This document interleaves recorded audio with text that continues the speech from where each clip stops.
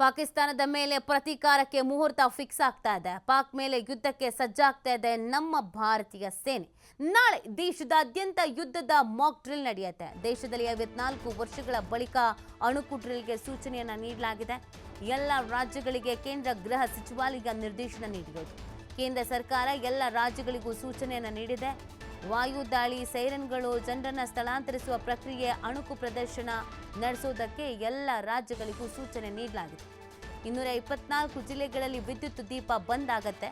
ವೈಮಾನಿಕ ದಾಳಿ ಎಚ್ಚರಿಕೆಯ ಬಗ್ಗೆ ಇದೀಗ ಸೈರನ್ ಶಬ್ದದ ಮುಖಾಂತರವಾಗಿ ಈ ಡ್ರಿಲ್ ಅನ್ನ ಮಾಡೋದಕ್ಕೆ ಸೂಚನೆಯನ್ನ ನೀಡಲಾಗ್ತಾ ಇದೆ. ಇದಕ್ಕೆ ಯುದ್ಧಕ್ಕೆ ನಾವು ಹೆಂಗೆ ತಯಾರಾಗಬೇಕು, ಸಿದ್ಧತೆಯನ್ನ ಮಾಡ್ಕೊಳ್ಬೇಕು ಅನ್ನೋದ್ರ ಬಗ್ಗೆ ಇದೊಂದು ಡ್ರಿಲ್. ಇದು ಬರೋಬ್ಬರಿ 54 ವರ್ಷಗಳ ಬಳಿಕ ನಡೀತಾ ಇರುವಂಥದ್ದು. ಭಾರತ ಪಾಕಿಸ್ತಾನದ ನಡುವೆ ಯುದ್ಧದ ಕಾರ್ಮೋಡ ಒಂದು ಕಡೆ ಆವರಿಸಿದ್ರೆ 244 ಜಿಲ್ಲೆಗಳಲ್ಲಿ ಮಾಕ್ ಡ್ರಿಲ್ ನಡೆಸೋದಕ್ಕೆ ಇದೀಗ ಕೇಂದ್ರದ ಮುಖಾಂತರವಾಗಿ ಸೂಚನೆ ಬಂದಿದೆ. 1971ರ ಬಳಿಕ ದೇಶದ ಇತಿಹಾಸದಲ್ಲಿಯೇ ಇದೇ ಮೊದಲು ಈ ರೀತಿಯಾದಂಥ ಡ್ರಿಲ್ ಮಾಡೋದಕ್ಕೆ ತೀರ್ಮಾನಿಸಿರೋದು. ನೋಡಿ, ಪಾಕಿಸ್ತಾನ ಸತತ ಗುಂಡಿನ ದಾಳಿಯನ್ನು ಒಂದು ಕಡೆಯಲ್ಲಿ ನಡೆಸ್ತಾ ಇದೆ. ನಿಯಂತ್ರಣ ರೇಖೆಯ ಉದ್ದಕ್ಕೂ ಕೂಡ ಭಾರತೀಯ ಸ್ಟೇಷನ್ಗಳ ಮೇಲೆ ಗುಂಡಿನ ದಾಳಿಯನ್ನು ನಡೆಸ್ತಾ ಇರೋದು. ಪಾಕಿಸ್ತಾನದ ಗುಂಡಿನ ದಾಳಿಗೆ ಭಾರತ ಪ್ರತಿದಾಳಿಯನ್ನು ಕೂಡ ನಡೆಸಿದೆ. ಮತ್ತೊಂದು ಲೆವೆಲ್ಗೆ ಪ್ರತೀಕಾರವನ್ನು ಕೊಂಡೊಯ್ಯೋದಕ್ಕೆ ಭಾರತ ಸರ್ಕಾರ ಇದೀಗ ಮುಂದಾಗಿರೋದು. ನಾಳೆ ದೇಶದಾದ್ಯಂತ ಮಾಕ್ ಡ್ರಿಲ್ ನಡೆಸೋಕೆ ಕೇಂದ್ರ ಸರ್ಕಾರ ಎಲ್ಲ ರಾಜ್ಯಗಳಿಗೂ ಕೇಂದ್ರಾಡಳಿತ ಪ್ರದೇಶಗಳಿಗೆ ಸೂಚನೆ ನೀಡಲಾಗಿದೆ. ನಾಗರಿಕರ ರಕ್ಷಣೆ ಸಂಬಂಧ ನಾಳೆ ದೇಶದಾದ್ಯಂತ ಈ ಮಾಕ್ ಡ್ರಿಲ್ ಅಂದರೆ ಅಣುಕು ಪ್ರದರ್ಶನ ಮಾಡೋದಕ್ಕೆ ಸೂಚಿಸಿರುವಂಥದ್ದು. ಯುದ್ಧದ ಹೇಗೆ ನಡೆಯುತ್ತೆ ಅನ್ನೋದ್ರ ಬಗ್ಗೆ ಅರಿವು, ಅಂದರೆ ಯುದ್ಧ ನೋಡದ ಇಂದಿನ ಪೀಳಿಗೆಗೆ ಶತ್ರುಗಳಿಂದ ಸ್ವಯಂ ರಕ್ಷಣೆ ಸಂಬಂಧ ಈ ಕಾರ್ಯಕ್ರಮವನ್ನು ನೀಡಲಾಗಿದೆ. ವಾಯುದಾಳಿಯ ಎಚ್ಚರಿಕೆ, ಸೂಕ್ಷ್ಮ ಪ್ರದೇಶಗಳಲ್ಲಿ ಶತ್ರುಗಳಿಂದ ವಾಯುದಾಳಿ ಸಾಧ್ಯತೆ ಇದೆ. ಈ ಹಿನ್ನೆಲೆಯಲ್ಲಿ ವಾಯುದಾಳಿಯ ಸೈರನ್ ಮೊಳಗಿಸಿ ಮಾಹಿತಿ ನೀಡೋದು. ಇನ್ನು ರಕ್ಷಣೆ ಕುರಿತು ತರಬೇತಿ, ಪ್ರತಿಕೂಲ ದಾಳಿ ವೇಳೆ ನಮ್ಮನ್ನು ನಾವು ರಕ್ಷಿಸಿಕೊಳ್ಳೋದಕ್ಕೆ ತರಬೇತಿಯನ್ನು ನೀಡಲಾಗುತ್ತೆ. ಪ್ರಸ್ತುತ ಇರುವ ಪೀಳಿಗೆ ಯುದ್ಧವನ್ನು ನೋಡಿಲ್ಲ, ಹಾಗಾಗಿ ಇದು ತುಂಬಾ ಮುಖ್ಯವಾಗತ್ತೆ.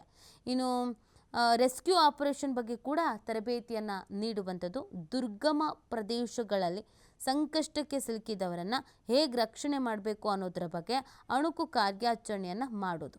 ಇನ್ನು ದೇಶದ ಆಸ್ತಿಯಾಗಿರುವ ಪ್ರಮುಖ ಸ್ಥಾವರಗಳನ್ನು ಶತ್ರುಗಳಿಂದ ಬಚ್ಚಿಟ್ಟಿಕೊಳ್ಳೋದಕ್ಕೆ ಹೇಗೆ ತಯಾರಿ ಮಾಡ್ಕೊಳ್ಬೇಕು, ಸಿದ್ಧತೆ ಮಾಡ್ಕೊಳ್ಬೇಕು, ಅವುಗಳ ಮೇಲೆ ದಾಳಿ ಆಗದಂತೆ ಹೆಂಗೆ ಮರೆಮಾಚಬೇಕು ಅನ್ನೋದನ್ನು ಕೂಡ ಇಲ್ಲಿ ಪ್ರಾಕ್ಟೀಸನ್ನು ಮಾಡಲಾಗತ್ತೆ.